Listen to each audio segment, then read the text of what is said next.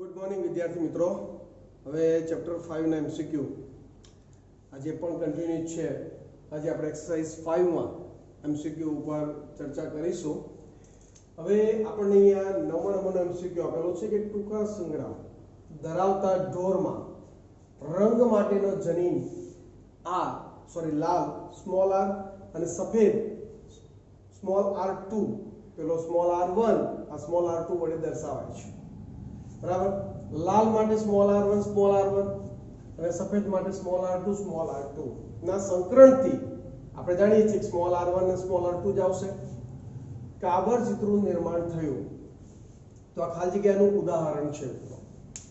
હવે આગળ મેં તમને લાસ્ટ લેક્ચરની અંદર આ ટાઈપનો જે એમસીક્યુ આવેલો બરાબર, તો મેં તમને કીધેલું કે પશુઓની અંદર સહપ્રભાવિતતા રૂવાટી મતલબ કે શરીર પરની જે રૂવાટી છે એના કલર માટેની મેં તમને સ્પષ્ટ વાત કરેલી, બરાબર કે નહીં?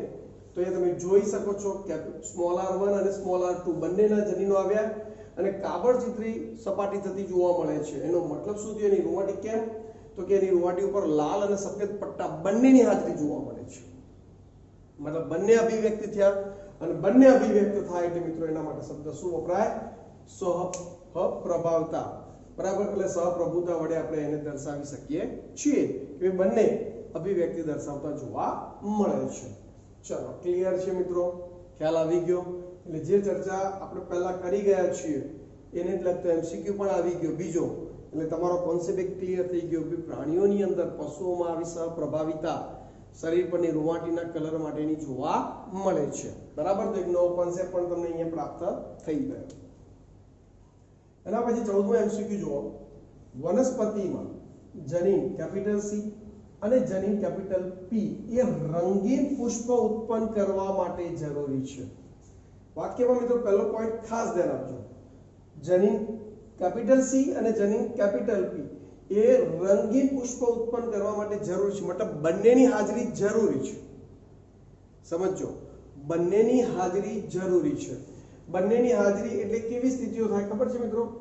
કાં તો ચારે ચાર કેપિટલ P અને કેપિટલ C હોય, બરાબર, અથવા તો કેવી સ્થિતિ થાય કે ભાઈ capital C small c capital P small p, એક આવી સ્થિતિ થઈ શકે, બરાબર। તો આ પ્રકારની જે સ્થિતિ છે ખરી એ અથવા તો આપણે એમ પણ કહી શકીએ capital C capital P small p, એક આ સ્થિતિ પણ કહી શકાય। અને હજુ એક ચોથી સ્થિતિ કઈ capital C small c capital P capital P। તો આવી આ જે ચાર સ્થિતિઓ છે ખરી મિત્રો એવીમાં કે જેમાં બંનેમાંથી મતલબ બંનેના બે બે વૈકલ્પિક કારકો છે તો એક એક તો અંદર હોવો જ જોઈએ, કેપિટલ C અને કેપિટલ P ઓછામાં ઓછો, બરાબર। એવી એક સિચ્યુએશન આ છે। આમાં તો ચારે ચાર પ્રભાવી આવી ગયા, બરાબર, આમાં ત્રણ પણ સિચ્યુએશન મેં થોડી ચેન્જ કરી છે, તમને ખબર પડતી હશે। તો કેપિટલ C અને જનીન કેપિટલ P એ બંને રંગીન પુષ્પ ઉત્પન્ન કરવા માટે જરૂરી છે। જ્યારે કેપિટલ C અથવા કેપિટલ P અથવા બંને જનીનો પ્રચ્છન્ન અવસ્થામાં હોય ત્યારે પુષ્પો રંગહીન બને છે। મતલબ કેપિટલ C અથવા કેપિટલ P બેમાંથી એક જ ગેરહાજર હોય, બેમાંથી એકાદ શું હોય મિત્રો? ગેરહાજર। એટલે આવી સ્થિતિને આપણે જો દર્શાવવી હોય તો આ રીતે લખી શકીએ કે ભાઈ capital C small p small p। તમે જો કેપિટલ C છે પણ કેપિટલ P નથી તો રંગીન પુષ્પ। એ જ વસ્તુ small c capital P small p, તો આ પણ રંગહીન પુષ્પ જ આવશે, બરાબર। અને ચારે ચાર સ્મોલ તો પણ રંગહીન પુષ્પ। ખ્યાલ આવે છે કે નહીં મિત્રો? બરાબર। તો એટલી વસ્તુ ક્લિયર કે રંગીન પુષ્પ કરવા માટે એની અંદર જનીન બંધારણમાં કેપિટલ C અને કેપિટલ P બે હાજર હોવા જરૂરી છે। ખ્યાલ આવે છે કે નહીં? ઓકે, આગળ નીચેનામાંથી કયું સંકરણ 75% રંગહીન અને 25% રંગીન પુષ્પયુક્ત વનસ્પતિ આપણને આપશે? પાછું એવું નથી કીધું કે બધા રંગીન પુષ્પો કેવી રીતે આપશે, તમને એવું કીધું છે 75% રંગહીન અને 25% જ રંગીન પુષ્પો આપશે। તો એવું કયું સંકરણ છે એમાંથી આપણે શોધવાનું છે, બરાબર। હવે પહેલાની જ ઓપ્શનની વાત કરું, બરાબર, તો મિત્રો આપણે એની જે આપણી ચેકરબોર્ડ વાળી પદ્ધતિ છે એને ધ્યાનમાં લઈએ पहला कैपिटल सी ने स्मॉल सी ने ध्यान में लईए कैपिटल सी स्मॉल सी तो संतति में capital C small C capital C small C capital C small C capital C small C बराबर बધી સંતતિઓમાં कैपिटल सी तो हाजर रहेलो જ છે એ જ રીતે આ બેને ચેક કરીએ તો कैपिटल P स्मॉल p तो capital P small p capital P small p capital P small p capital P small p मतलब શું થયો તમે જુઓ દરેક સંતતિમાં capital C small c capital P small p આવશે ને આવશે જ તો એનો મતલબ એવો થયો બધી સંતતિઓ એમની કેવા પુષ્પો આપશે રંગીન પુષ્પો આપશે પણ આપણે તો શું જોઈએ છે આપણે એવી સંતતિ જોઈએ છે કે જેમાં 75% રંગહીન હોય અને 25% જ રંગીન હોય ખ્યાલ આવ્યો આપણને જે માંગ્યું છે એને પણ આપણે ધ્યાનમાં લેવું પડે ને બરાબર એટલે આ ઓપ્શન તો બનતો નથી ચાલો ક્લિયર ખબર પડી હવે આપણે ઓપ્શન 2 ને વિચારીએ હવે એમાં આપણને શું કીધું છે જુઓ capital C small c capital P small p અહીંયા બધા ચાર સ્મોલ છે તો આપણે ચેકરબોર્ડ પદ્ધતિ અપનાવી દઈએ સ્મોલ c એટલે capital C small c capital C small c small c small c small c small c चलो क्लियर હવે પહેલા માટે capital P small p small p small p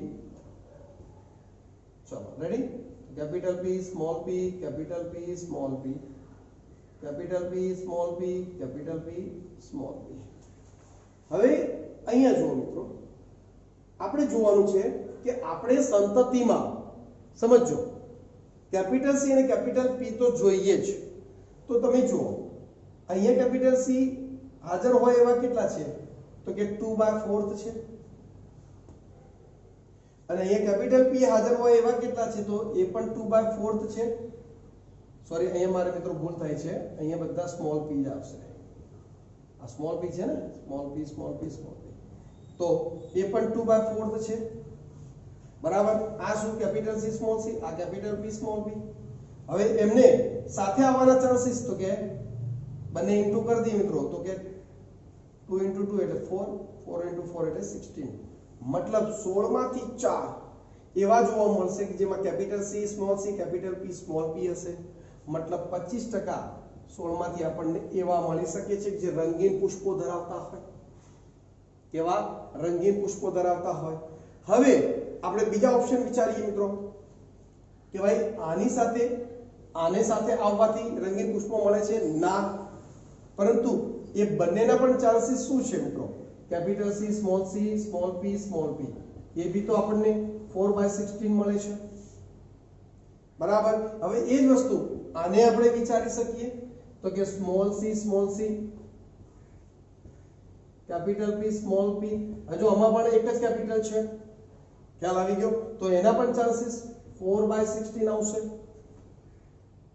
checkerboard તમે પહેલા કરેલું છે એટલે તમને એમાં તકલીફ નહીં પડે હવે આમની વાત કરી લઈએ તો કે स्मॉल c स्मॉल p એ પણ 4/16 આવશે रेडी तो તમે જોઈ શકો છો આ 25% આ 25% કે આ 25% 25% અને આ 25% અને કુલ 75% થયા તો આ 75% એવા છે જે રંગીન પુષ્પો આપતા નથી રંગહીન પુષ્પો આપે છે કારણ કે એમાં બંને कैपिटल C અને कैपिटल P હાજર નથી તમે જોઈ શકો છો અહીંયા તો ચારે ચાર સ્મોલ છે અહીંયા कैपिटल C છે પણ कैपिटल P નથી અહીંયા कैपिटल P છે તો कैपिटल C નથી તો આ ત્રણ એવી સ્થિતિઓ છે કે જેમાં રંગીન પુષ્પો થતી નથી એટલે ત્રણેયની 25% એટલે 75% તો આપણે માંગ્યું શું છે 75% રંગીન પુષ્પો અને 25% રંગીન તો રંગીન 25% આપણને મળી જ ગયા અને 75% રંગીન પુષ્પો મળે તો આપણો આન્સર સીધો જ મિત્રો શું બનતો હોય બી બનતો જોવા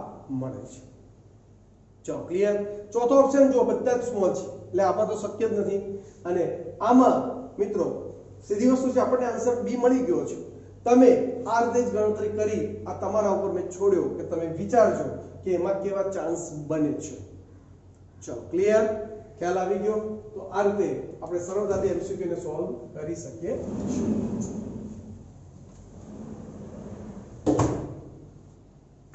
હવે અહીંયા ધ્યાન આપો મિત્રો એક નવો કોન્સેપ્ટ સાથે એક નવો ટોપિક છે બરાબર જેથી જાણવાથી આપણું નોલેજ પાછું અહીંયા વધવાનું છે. ટાલિયાપણું એ લિંગ ઉત્તેજિત લક્ષણ છે. બરાબર. એક સામાન્ય પુરુષ અને એક વિષમયુગ્મી સામાન્ય સ્ત્રી દ્વારા ટાલિયાપણાવાળી સંતતિ ઉત્પન્ન થાય છે તો આ સંતતિ ખાલી જગ્યા હોઈ શકે. માત્ર સ્ત્રી, માત્ર પુરુષ, કદાચિત સ્ત્રી કે પુરુષ એ કહી ન શકાય, કહી ન શકાય. એટલે તો હવે આ એક નવો કોન્સેપ્ટ છે મિત્રો. ટાલિયાપણું એટલે માથે વાળ ચાલી જવા. બરાબર. તો લિંગને અસર કરતા લક્ષણો મિત્રો અહીંયા મેં એક નોંધ આપેલી છે, એક નાની ટોપિક અહીંયા લખેલો છે, તમારી સમજ માટે પોઝ કરીને તમારે લખી જ દેવો. બરાબર. હવે એના માટે તમે પહેલા આપણે એને સમજી લઈએ. આ જનીનો પણ દૈહિક રંગસૂત્રો પર આવેલા હોય છે, મતલબ ઓટોઝોમલ છે, પણ તેઓ નર અને માદામાં જુદી જુદી રીતે શું થાય, અસર પામે છે. ખ્યાલ આવ્યો? એટલે ટાલવાળા પુરુષો જોવા મળે છે, ટાલવાળી સ્ત્રીઓ આપણને વધારે જોવા મળતી નથી. હોય ખરી પણ જોવા ઓછી મળે. વિષમયુગ્મી અવસ્થામાં બંને લિંગમાં જુદી જુદી અસર કરે. એટલે તો કીધું લિંગ ઉત્તેજિત લક્ષણ છે. મતલબ નરની અંદર ટાલિયાપણું રજૂઆત થાય છે જે વિષમયુગ્મી સ્થિતિમાં હોય તો, પણ માદાની અંદર વિષમયુગ્મી સ્થિતિમાં એ ટાલપણું દર્શાવતું નથી. એટલે એ ટાઈપનો અહીંયા આપણને એમસીક્યુ આપેલો છે. મેં અહીંયા પ્રકાર પણ આપેલા છે. સમજી લો કે આ દૈહિક રંગસૂત્રો છે આપણા ઓટોઝોમલ, તો એના પર કેપિટલ બી મતલબ આ એક જનીનો છે. કેપિટલ બી ટાલની હાજરી, કેપિટલ બી પ્રભાવી છે, ટાલની હાજરી જો નર અને માદા બંનેમાં જોવા મળે. એટલે આપણે એક ભ્રમ હતો માદા એટલે કે સ્ત્રીઓમાં ટાલ ન હોય તો હોય.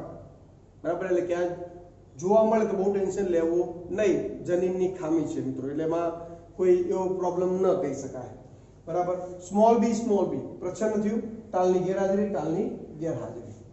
સમજી ગયા? પરંતુ હવે તમે જુઓ ત્રીજો, કેપિટલ બી સ્મોલ બી વિષમયુગ્મી થયું, ટાલની હાજરી. કેમ કે કેપિટલ બી પ્રભાવી બને નરની અંદર, પરંતુ આ જ વિષમયુગ્મી સ્થિતિમાં માદા ટાલની ગેરહાજરી છે. કેમ? કારણ કે એને સ્મોલ બી પ્રભાવી બની જાય છે. એટલે માદાની અંદર સ્મોલ બી પ્રભાવી થઈ ગયો જ્યારે વિષમયુગ્મી સ્થિતિમાં હોય ત્યારે. જ્યારે નરની અંદર કેપિટલ બી પ્રભાવી બને છે. મતલબ નરની અંદર તમે જુઓ કે 3 માંથી 2 ચાન્સીસ એવા છે જે ટાલપણું જોવા મળી શકે, જ્યારે માદાની અંદર ફક્ત એક જ એવો ચાન્સીસ છે 3 માંથી. બરાબર. એટલે મોટા ભાગે પુરુષોમાં જ આપણને ટાલની હાજરી જોવા મળે છે. કેપિટલ બી સ્મોલ બી જનીન નર અને માદા બંનેમાં શું કરે, ભેદ દર્શાવે છે જ્યારે વિષમયુગ્મી સ્થિતિમાં હોય ત્યારે. બરાબર. હવે આપણે જોઈએ આપણો પ્રશ્ન પાછો, તમે એને પોઝ કરીને લખી દેજો. એક સામાન્ય પુરુષ છે મિત્રો, એટલે આ રીતે કહી શકીએ, મતલબ નોર્મલ છે આ સ્થિતિ. ઓકે. અને વિષમયુગ્મી સામાન્ય સ્ત્રી સાથે, એટલે માદા આપણે આ રીતે કહી શકીએ. ચલો ક્લિયર? હવે આપણે ચાન્સીસ વિચારીએ મિત્રો, તો નરની અંદર તો સ્મોલ બી છે, પણ માદાની અંદર 2 પ્રકારના ચાન્સ છે અને કોષોની અંદર. તો શું સ્થિતિ થાય મિત્રો? તો કે એ કેપિટલ બી એ સ્મોલ બી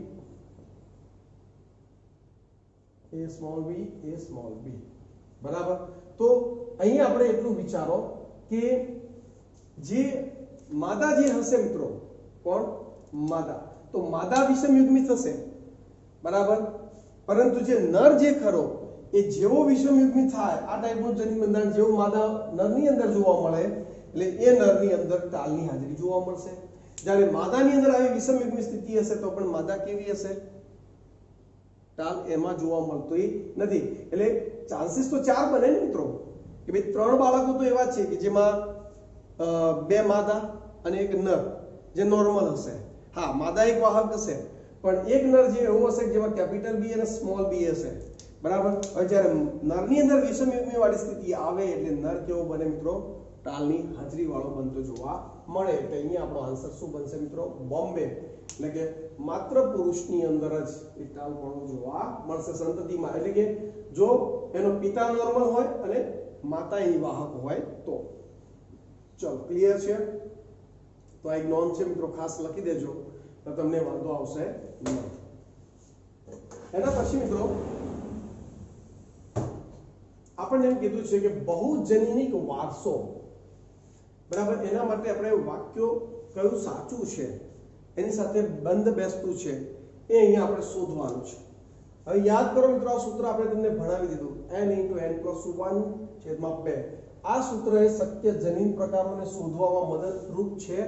મિત્રો જનીન યુગ્મના પ્રકારોને શોધવામાં મદદરૂપ છે. મિત્રો અહીંયા મેં નોંધ લખી છે એટલે તમે લખતા જજો, કારણ કે આમનો ઉલ્લેખ એનસીઈઆરટીમાં એટલો નથી, એટલા માટે મેં અહીંયા નોંધ કરી છે મારા સારા અક્ષરોથી. બરાબર. તો n+n+1/2 આ સૂત્ર એ શક્ય જનીન પ્રકારોને શોધવામાં શું કરે? મદદ કરે છે. બરાબર. પણ જનીન યુગ્મના પ્રકારોને શોધવામાં મદદરૂપ થાય છે, એટલે વાક્યમાં થોડી ભૂલ છે. બરાબર. 2n+1 આ સૂત્ર એ શક્ય જનીન પ્રકારોને શોધવામાં મદદ કરે છે, મદદરૂપ છે. બરાબર. બહુજનીનિક વારસામાં 2n+1 એ સ્વરૂપ પ્રકાર શોધવામાં મદદરૂપ છે. મેં આગળના પણ એક MCQ માં ચર્ચા કરી ગયેલો છે. આ 2n+ સૂત્રનો મેં ઉપયોગ કરેલો છે. બરાબર. તમારે યાદ કરવું હોય તો રિવાઇઝ તમે વિડિયો જોઈ લેજો, તમને ખ્યાલ આવી જશે. પેલો માનવ ત્વચા માટે, કોના માટે મિત્રો? માનવ ત્વચા માટે. યાદ આવે છે પેલા બે જનીનોનું વારસાગમન હોય તો n = આપણે 2 લખતા. બરાબર. તો અહીંયા 2 × 2 + 1 એટલે 5 આપણને આ રિઝલ્ટ મળતું ખબર છે, 1/4/6/4/1. બરાબર. 3 હોય તો 3 લખીએ તો આપણને કેટલા મળે? તો કે 2 × 3 + 1 તો એ 7 મળશે. તો જો 1 2 3 4 5 6 7 સ્કિન ટોન માટે આપણે જોઈ ગયા હતા મિત્રો. બરાબર. તો એ બહુજનીનિક જે સ્વરૂપ પ્રકારના શોધવા માટે જરૂરી છે 2n+1 નું સૂત્ર. એટલે એ પણ નથી. બરાબર. જનીન પ્રકારની પણ સ્વરૂપ પ્રકાર માટે. જેમ જનીનોની સંખ્યા વધે તેમ મધ્યવર્તી સંયોજનોનું પ્રમાણ વધે. અહીંયા એ જ વસ્તુ આપેલી છે. જો જેમ જનીનોની સંખ્યા વધે તેમ મધ્યવર્તી સંયોજનોનું પ્રમાણ વધે. જો દ્વિસંકરણ માટે આપણે વિચારીએ, મતલબ કે બહુજનીનિક વારસો બે જનીનો સાથે જો વિચારીએ તો 1/4/6/4/1 આ મધ્યવર્તી કહેવાય. 6 છે કેવો છે? મધ્યવર્તી છે. હવે આપણે એ જ વસ્તુ ત્રણ જનીનોનું વારસાગમન જોઈએ તો 1/6/15/20/15/6/1 છે. તમે જો મધ્યવર્તીની સંખ્યા વધી કે નહીં? તમે જોઈ શકો જેમ જનીનોની સંખ્યા વધે તેમ મધ્યવર્તી સંયોજનોનું પ્રમાણ વધી રહ્યું છે. એટલે આ વાક્ય તો આપણે સીધું સેટ થઈ જાય છે. બરાબર. આગળ, દરેક પ્રભાવી કારકનું યોગદાન જાણવા માટે મહત્તમ અભિવ્યક્તિ ફરજિયાતપણે જાણવી જરૂરી છે. મિત્રો દરેક પ્રભાવી કારકનું યોગદાન મિત્રો આપણે રીંગણ માટે એક પ્રયોગનો આપણે એક MCQ નો આપણે અભ્યાસ કરેલો. બરાબર. કે ભાઈ પ્રભાવી કારકોની યોગદાન શોધવા માટે આપણે શું કીધેલું કે સમયુગ્મી પ્રભાવી કારકોનું યોગદાન માઈનસ સમયુગ્મી પ્રચ્છન્ન કારકોનું યોગદાન 260 - 100 એવું કંઈક હતું. અને નીચે બધા પ્રભાવી કારકો આપણે દર્શાવી દેતા અથવા તો કુલ કારકોની સંખ્યા. તો એના આધારે આપણે એક સરેરાશ દ્વારા પહેલા તો પ્રચ્છન્નને પ્રભાવીમાંથી બાદ કરી અને સરેરાશ કારકોને આપણે એ રીતે શોધી શકતા હતા. પણ અહીંયા આપણે શું કીધું છે? દરેક પ્રભાવી કારકનું યોગદાન જાણવા માટે મહત્તમ અભિવ્યક્તિ ફરજિયાતપણે જાણવું. મહત્તમ એટલે મેક્સિમમ વાળું નથી જોવાની મિત્રો, અહીંયા આપણે સરેરાશને ધ્યાનમાં લેવાનું છે. એટલે આ વાક્ય પણ પ્રોપર બેસતું નથી. બરાબર. એટલે બહુજનીનિક વારસા માટે આપણને એક આન્સર તો સીધો મળી જ ગયો છે કે જેમ જનીનોની સંખ્યા વધે તેમ મધ્યવર્તી સંયોજનોનું પ્રમાણ શું થાય? વધતું જોવા મળે છે. 6 હતા પછી 20 થયા. ખ્યાલ આવી ગયો? તો આ રીતે હવે MCQ ને સરળતાથી આપણે મતલબ વિચારી શકીએ છીએ. મિત્રો ટાઈમ આપવાનો, શરૂઆતમાં નવા MCQ જ્યારે જોતા હોય એટલે આપણે થોડો ટાઈમ આપવો પડે. બરાબર. પણ પછી ધીરે ધીરે તમારી એક પકડ આવતી જાય પછી આવા MCQ તમે સરળતાથી સોલ્વ કરતા થઈ જશો. બરાબર ને વિદ્યાર્થી મિત્રો? આગળનો MCQ જોઈએ આપણે હવે. હોલેન્ડ્રિક જનીનો શેના પર આવેલા હોય છે? એક નવો જ ટોપિક, નવો જ એક કોન્સેપ્ટ. હોલેન્ડ્રિક જનીનો શેના પર આવેલા છે? પહેલા તો હોલેન્ડ્રિક જનીનો કોને કહેવાય એના વિશે આપણે ચર્ચા કરીએ. તો અહીંયા તમને એક હેડિંગ જોવા મળતું છે વાય સંલગ્નતા. એટલે એટલું તો ચિત્ર થોડું તો ક્લિયર થઈ ગયું કે ભાઈ વાયલિંગી રંગસૂત્રો ઉપર આવેલા જે જનીનો જે ખરા એના સમૂહને હોલેન્ડ્રિક જનીન તરીકે ઓળખવામાં આવે છે. હવે વાયલિંગી રંગસૂત્રો ફક્ત ને ફક્ત નરમાં જોવા મળે. એટલે હોલેન્ડ્રિક જનીનની વારસાગમન પણ નરથી નર મતલબ પિતાથી પુત્રને જ મળતી જોવા મળે છે. બરાબર. જો શું કહે છે, દૈહિક લક્ષણોના મતલબ આપણા અમુક દૈહિક લક્ષણોના જનીનો ક્યાં આવેલા છે, વાયલિંગી રંગસૂત્ર ઉપર પણ આવેલા છે. જનીનો વાય રંગસૂત્ર પર આવેલા હોય છે. આ પ્રકારના લક્ષણોની આનુવંશિકતા માત્ર નર દ્વારા જ થાય છે, મતલબ પિતા દ્વારા પુત્રમાં જ પ્રાપ્ત થતી જોવા મળે છે. આ પ્રકારના લક્ષણોને શું કહેવાય મિત્રો, હોલેન્ડ્રિક લક્ષણો તરીકે ઓળખવામાં આવે છે. અને આવા જનીનોને શું કહેવાય, હોલેન્ડ્રિક જનીનો તરીકે ઓળખાય છે. બરાબર. હવે એવા જ કંઈક ચારેક ઉદાહરણ અહીં આપણને આપેલા છે. જનીન કે જે TDF SRY જનીન બનાવે, જે મિત્રો નરપણા માટે કેવો છે, ખૂબ જ અગત્યનો જનીન કહી શકાય. પછી કર્ણ પલ્લવ પર વધુ પડતા વાળ, આ ભાગે વાળનું નિર્માણ થવું. બરાબર. તો એ પણ હોલેન્ડ્રિક જનીન છે, મતલબ કે ફક્ત વાયલિંગી રંગસૂત્ર ઉપર આવેલું છે. ત્વચા વડે જોડાયેલ આંગળીઓ, મતલબ કે અહીંયા આંગળીઓનું જે જોડાણ જે ખરું મિત્રો, એ પણ એક વાયલિંગી રંગસૂત્ર સાથે સંકળાયેલું છે. સાહુડી જેવી ત્વચા, તમને શું આવશે સર, આ સાહુડી જેવી ત્વચા એટલે શું? મતલબ તમે જો સ્ત્રી અને પુરુષ બંનેની ત્વચામાં થોડો ફરક છે. સ્ત્રીની ત્વચા એકદમ કોમળ નરમ હશે, બરાબર, જ્યારે પુરુષની ત્વચા એવું નથી કે કાંટાળી છે, વાગે છે, પણ કમ્પેરિઝનમાં થોડી આપણે એમ કહી શકીએ કે કેવી શિયાળામાં ત્વચા ફાટી જતી હોય છે, જે નોર્મલ ત્વચા કેવી હોય છે, એટલો વેરિએશન સ્ત્રી અને પુરુષમાં ત્વચાનો જે જોવા મળે છે, એનું રીઝન છે વાયલિંગી રંગસૂત્ર ઉપર આવેલું આ જનીન. બરાબર. તો આ જનીનો જે વાય રંગસૂત્ર ઉપર જુદા જુદા સ્થાને આવેલા હોય તેમને હોલેન્ડ્રિક જનીનો કહે છે. બરાબર. જે પિતા દ્વારા પુત્રને જ લક્ષણો મતલબ કે એ દૈહિક લક્ષણો માટેના જનીનો વારસામાં મળતા હોય છે. ચલો ક્લિયર. તો ક્યાં આવેલા છે મિત્રો, તો કે વાય રંગસૂત્ર ઉપર આવેલા હોય તો એવા જનીનોને હોલેન્ડ્રિક જનીન કહીશું. અહીંયા શું કહે છે, વાય રંગસૂત્રનો અસંજાત પ્રદેશ નહીં, વાય રંગસૂત્રનો સંજાત પ્રદેશ. ભાઈ સંજાત અનુસાર અસંજાત જેવું કઈ છે જ નહીં, વાયલિંગી રંગસૂત્ર ઉપર જ આવેલા હોય. બરાબર. એક્સ અને વાય બંને રંગસૂત્રોની અસંજાત પ્રદેશ નહીં, વાય રંગસૂત્ર ઉપર જ આવેલા જનીનો જે દૈહિક લક્ષણો સાથે સંકળાયેલા હોય, જે પિતા તરફથી પુત્રને જ વારસામાં મળે, એવા જનીનોને હોલેન્ડ્રિક જનીનો તરીકે ઓળખવામાં આવે છે. અને ચાર એક્ઝામ્પલ યાદ રાખી દઈએ. બરાબર. કોઈ વાર ડીપમાં MCQ આવી જાય તો આપણને કામમાં આવી શકે છે. ચાલો ક્લિયર.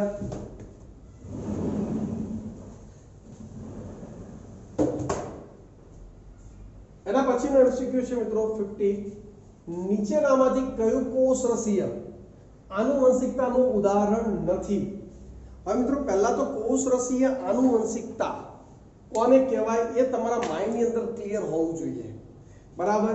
હવે આ કોષ કેન્દ્ર, એની અંદર જનીન દ્રવ્ય હોય તો કોષ કેન્દ્રીય આનુવંશિકતા તો આપણા બધામાં જ છે, કારણ કે કોષ કેન્દ્રીય આનુવંશિકતા એટલે કોષ કેન્દ્રમાં રહેલા જનીન જે વારસાગમન નક્કી કરે છે. બરાબર. પરંતુ કોષરસીય આનુવંશિકતા એટલે જે કોષરસમાં જનીન આવેલું હોય. હવે એ તો કોષરસીય આનુવંશિકતા મિત્રો માતા દ્વારા જ આગળ આવતી હોય છે. કોના દ્વારા? કેમ? કારણ કે કોષરસ જે ખરો એની અંદર જે જનીન દ્રવ્ય હોય, કણાભસૂત્ર કે હરિતકણ, તો એ વારસાગમન તો એને કોષરસીય આનુવંશિકતા કહેવાય. મેં ઓલરેડી તમને આ થિયરી ભણાવી દીધી છે, એટલે અહીંયા હું બહુ ડીપમાં જઈશ નહીં. બરાબર. તો આ કોષરસીય આનુવંશિકતાના ચાર અહીંયા એક્ઝામ્પલ આપેલા છે મિત્રો. મકાઈમાં માદા વંધ્યતા, કપ્પા કણોની આનુવંશિકતા, ડ્રોસોફિલામાં સિગ્મા કણો અને રંજકકણીય આનુવંશિકતા. મિત્રો રંજકકણીય આનુવંશિકતા તમને ખબર છે, બરાબર. તમારા માટે આ ત્રણ શબ્દો નવા છે, પણ મિત્રો મકાઈમાં હું તમને આગળ ક્યાંક થિયરીમાં, કારણ કોષરસીય આનુવંશિકતામાં મને પણ યાદ નથી, પણ મેં ચર્ચા કરેલી છે. બરાબર. એમાં નર વંધ્યતા આવે, માદા, કારણ કે અહીંયા જનીન છે ને, તો એ અસર કોના ઉપર કરશે? નર જે આગળ સંતતિ બનશે એના ઉપર અસર કરે. એટલે અહીંયા માદા વાળો આન્સર ખોટો છે, છતાં મેં અહીંયા થોડા એક્ઝામ્પલ આપી દીધા છે, એટલા યાદ રાખી દેશો એટલે તમને બહુ વાંધો આવશે નહીં. કે ભાઈ કોષરસીય આનુવંશિકતાના ઉદાહરણમાં જો પેરામિશિયમમાં કપ્પા કણો, સ્નેલમાં બાહ્ય કવચનું ભ્રમણ, બરાબર, ઈસ્ટમાં ઉત્સેચક પ્રેરિત લાક્ષણિકતાઓ, મિરાબિલિસ જલપા ગુલબાસના પાંદડામાં રંજક દ્રવ્યની આનુવંશિકતા, મકાઈના છોડમાં નર વંધ્યતા એના જનીન કણાભસૂત્રમાં હાજર હોય છે. મિત્રો એ પણ ખાસ યાદ રાખજો કે નર વંધ્યતા માટે, માદા વંધ્યતા નહીં, નર વંધ્યતા. અને અહીંયા એના માટેના જનીનો ક્યાં આવેલા છે? કણાભસૂત્રમાં આવેલા છે.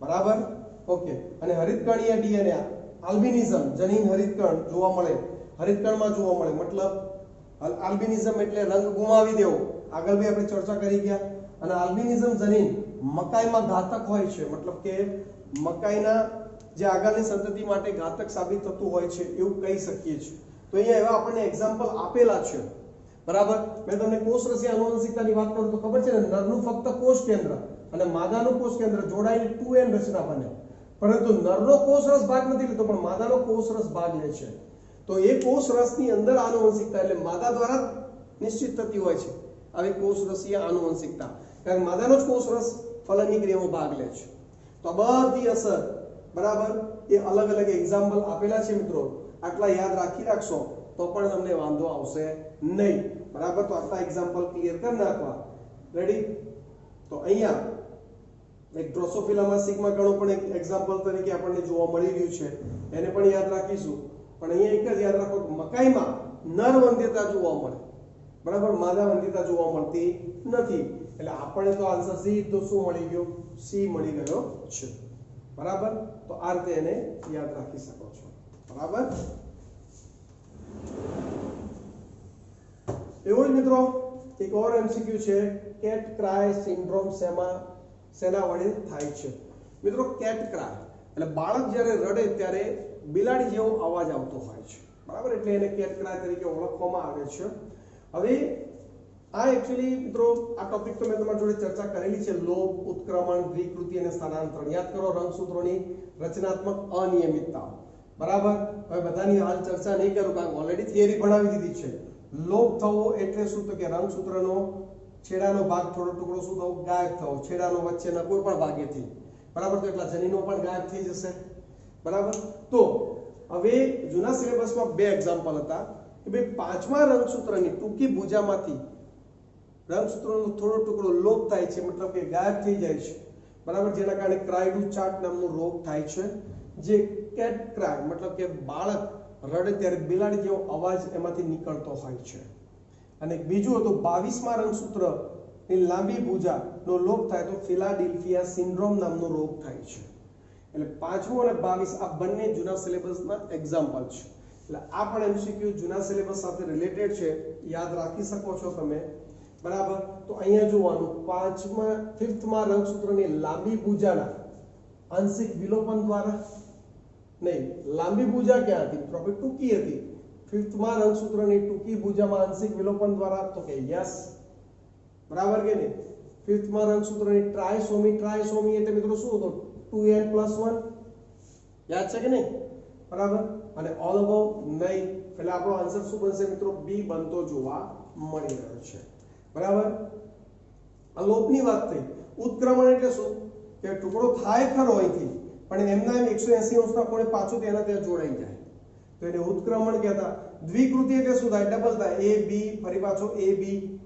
આ બધી s અવસ્થાઓ મિત્રો યાદ છે ને g1 s અને g2 s તબક્કાઓમાં બધા પ્રોબ્લેમ થાય સ્થાનાંતરણ થવું એટલે શું અહીંથી ટુકડો છૂટો પડે પણ સમજાત સાથે નહીં બીજા કોઈ રંગસૂત્ર સાથે જોડાઈ જાય તો એને સ્થાનાંતરણ કહેવાય આવો એક એમસીક્યુ આપણે આગળ પણ જોઈ ગયા હતા બરાબર તો આ બધી રંગસૂત્રોની સંખ્યાકીય રંગસૂત્રોની રચનાત્મક અને પેલું પોઈન્ટ મ્યુટેશન તો એ બધા પ્રોબ્લેમ જે આપણે આનુવંશિક મતલબ પેઢી દર પેઢી માટે જવાબદાર બનતા હોય છે અથવા તો આપણે ડિસ્ટર્બ થતા હોઈએ છીએ ચલો ક્લિયર છે મિત્રો તો આ થઈ ગયો કેટ ક્રાય સિન્ડ્રોમ શેમાં જોવા મળે તો કે 5મા રંગસૂત્રની ટૂંકી ભુજામાં આંશિક વિલોપન દ્વારા થતો જોવા મળે છે ચલો ક્લિયર છે મિત્રો અહીંયા આપણી એક્સરસાઇઝ 5 પણ એકદમ ક્લિયર થઈ ગઈ છે બરાબર તમારે પણ એના બધા જ એમસીક્યુ ક્લિયર કરી નાખવાના બરાબર એટલે આપણે એક્સરસાઇઝ 6 તરફ આગળ વધીશું હવે લગભગ એક્સરસાઇઝ 6 અને 7 બધું ઝડપથી પતી જશે કારણ કે મોટા ભાગના હવે એમસીક્યુ પુનરાવર્તિત થઈ રહ્યા છે